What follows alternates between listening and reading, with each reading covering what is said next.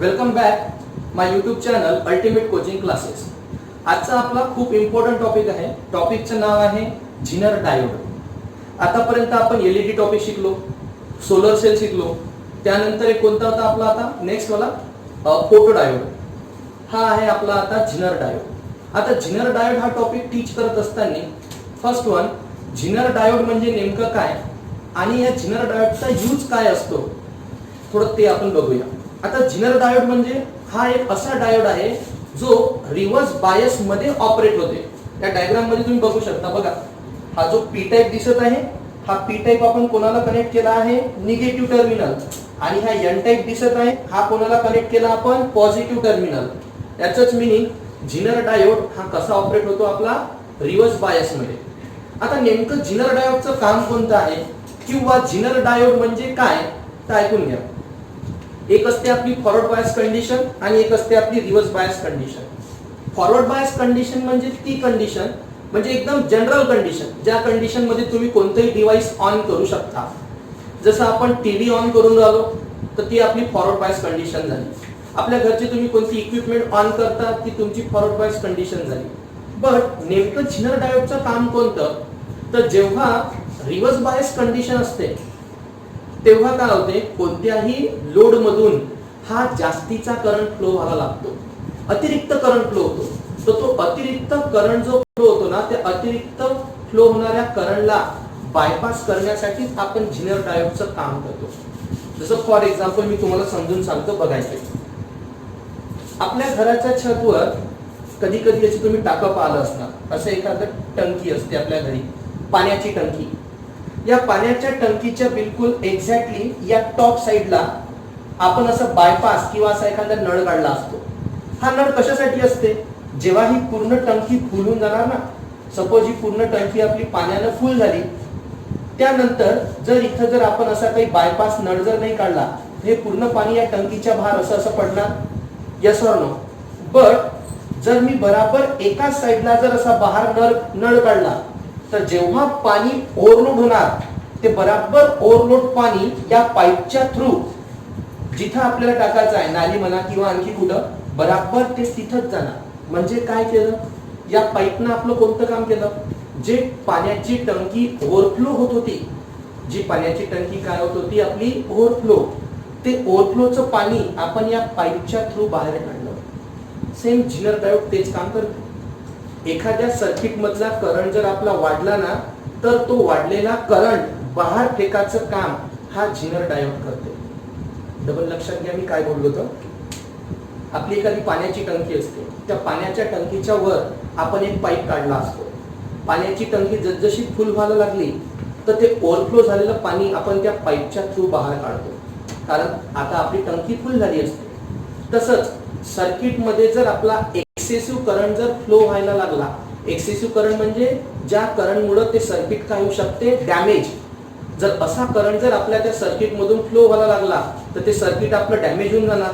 मग ते circuit damage नाही झालं पाहिजे म्हणून हा झिनर डायोड काय करतो, ऑपरेट होतो. आणि झिनर डायोड तेव्हाच ऑपरेट होतो जेव्हा जास्त करंट फ्लो होते आणि जास्त करंट हा रिव्हर्स बायस कंडिशन मध्येच फ्लो होते. म्हणजे जशी रिव्हर्स बायस कंडिशन येणार तसा जास्त करंट फ्लो होणार, जसा जास्त करंट फ्लो होणार तसा आपला झिनर डायोड काय होणार, ऑपरेट होणार आणि तो जास्तीच्या करंटला त्या सर्किट मधून बाहेर काढणार. हे आहे आपलं झिनर डायोडचं मेन काम. तर आता झिनर डायोड म्हणजे काय, the diode which is operated in reverse bias condition, the diode which is operated in reverse bias condition to bypass the excessive current,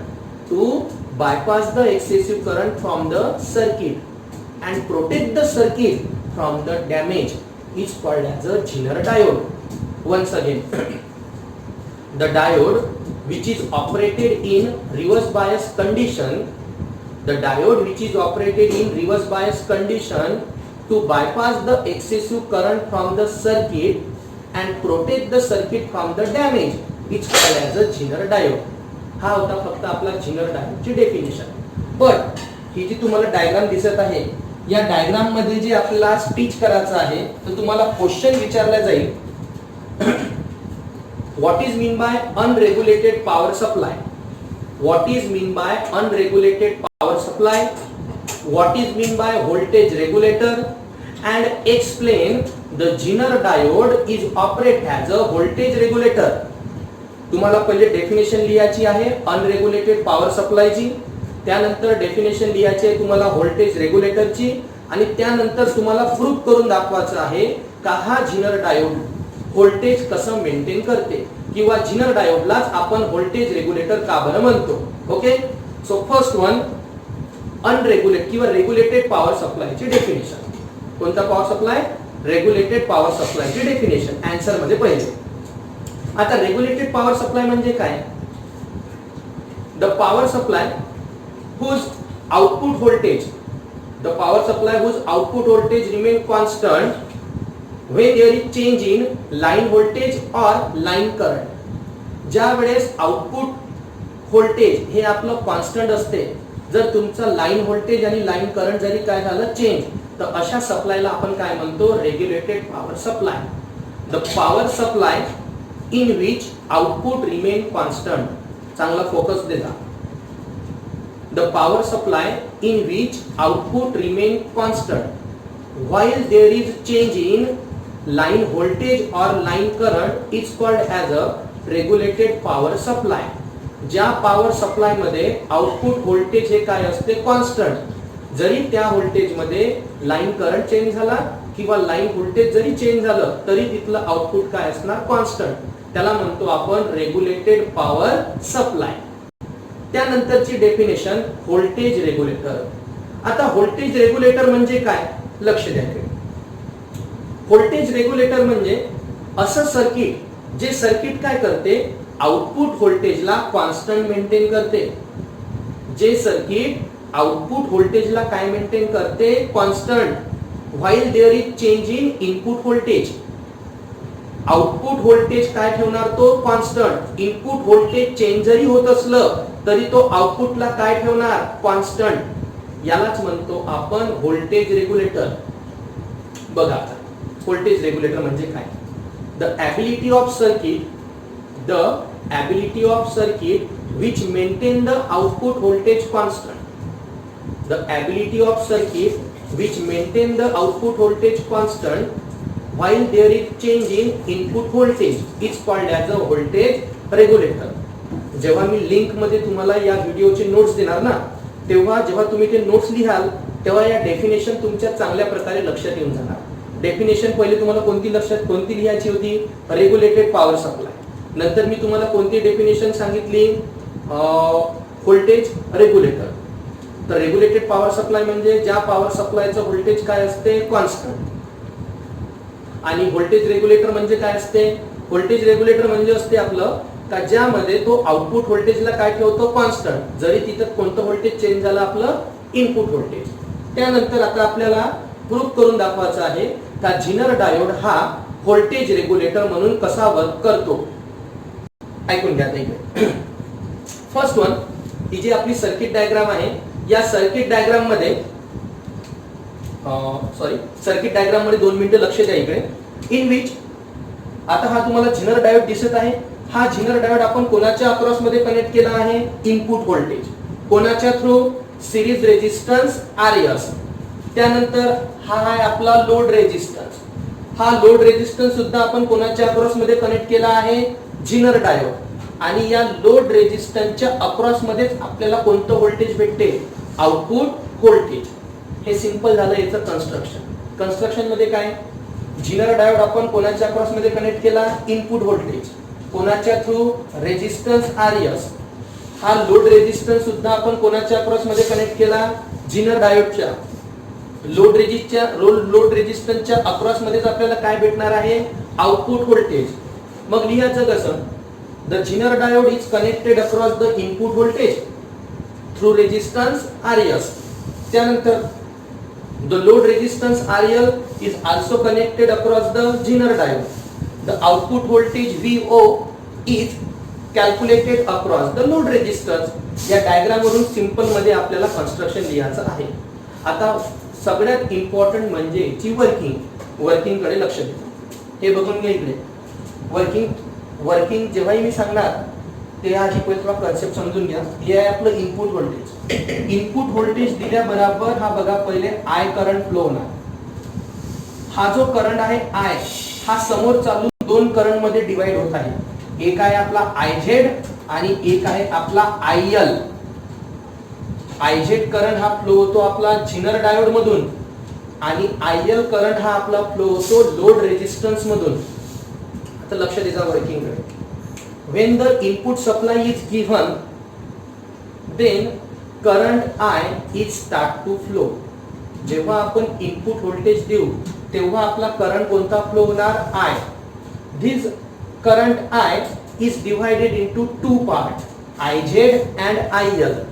हा करंट I दोन पार्ट मध्ये डिवाइड झाला IZ and IL. the IZ current is flowing through the Zener diode. The IZ current is flowing through the Zener diode. That's why it is called as a Zener current. The IL current is flowing through the load resistance.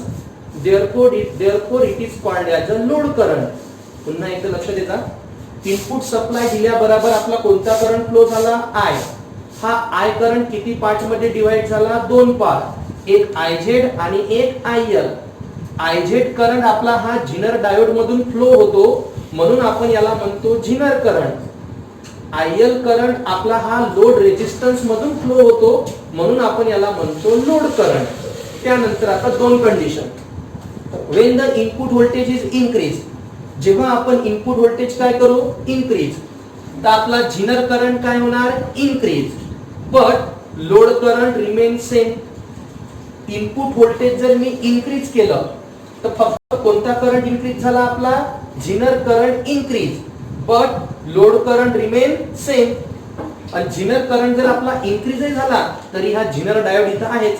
झिनर diode काय करणार झिनर current increase झाल्याबरोबर त्याला काय करून टाकणार bypass. म्हणजे झिनर डायोडनं आपलं काम केलं. डबल लक्ष द्या.